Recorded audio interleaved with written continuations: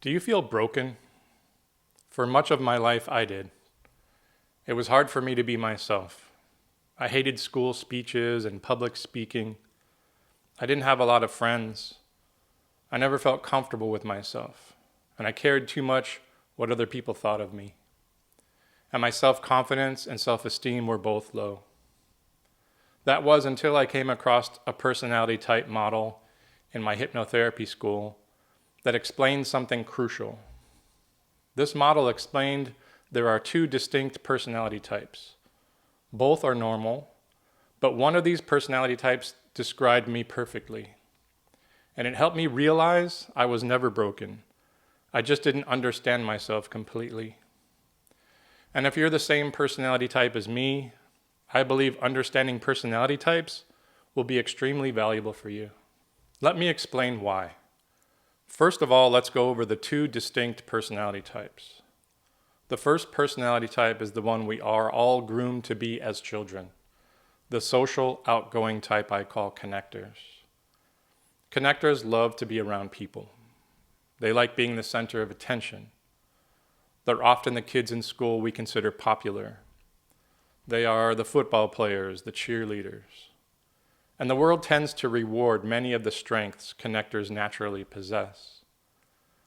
The other personality type is the one that should interest you. We should be taught about this personality type in school, and it's something teachers should understand. These are the introverted type I call internalizers. They like their space and independence. They're logic-minded people. They are the kids in school we consider nerds and geeks. They are the kids in chess club and reading books by themselves in the corner. Unfortunately, many internalizers grow up feeling misunderstood. Schools often reward speaking up, group participation, and social engagement. As a result, many internalizers spend years feeling like they don't fit in. Teachers push them to give speeches and judge them harshly when they don't perform well. I think you can see from these descriptions why internalizers often feel they're broken. Connector strengths are frequently praised, while internalizer strengths are often overlooked.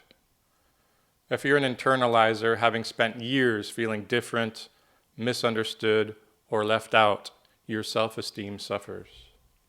You may try to push yourself to become more like a connector, but it is not in your nature, and eventually you will fail. And this failure creates more shame and lowers your confidence further. But with this new understanding, it's time for you to embrace who you are.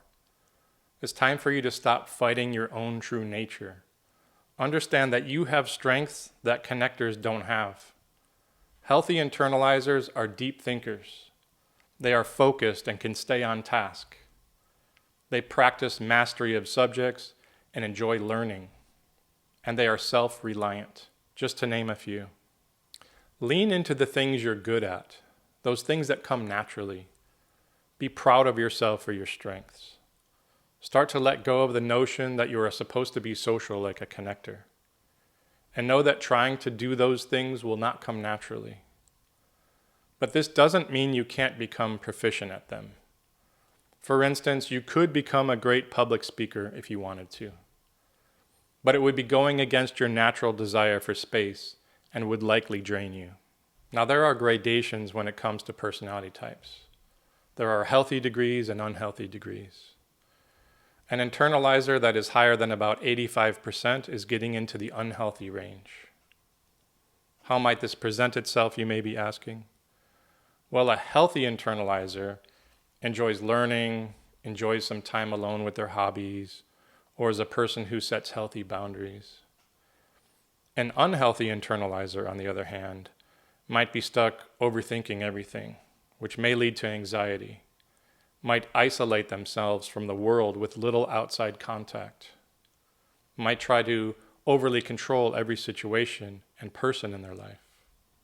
A solid, healthy range for an internalizer is about 55 to 70%. The reason I mention this is that if you embrace your personality type and still feel broken, it's likely that your personality type is simply too high. I'll mention some ways you can help yourself to lower your personality type into the healthy range. But really, that's what most of the videos on this channel are about. Here are 3 ways to lower your personality type. Each of these ideas already have a video on this channel. Number 1, start listening to and following your intuition. Number 2, start learning how to retrain your brain to think less. Number 3, start learning how to express yourself by starting conversations. These things are not that hard to do, but they take practice. If you practice what I teach you on this channel, you will lower your personality type into the healthy, comfortable range, and I believe you'll be glad you did. I hope this information brings you some relief. If you have any questions, post them in the comments and I'll do my best to provide clarity. I wish you success. Thank you for watching. Take care.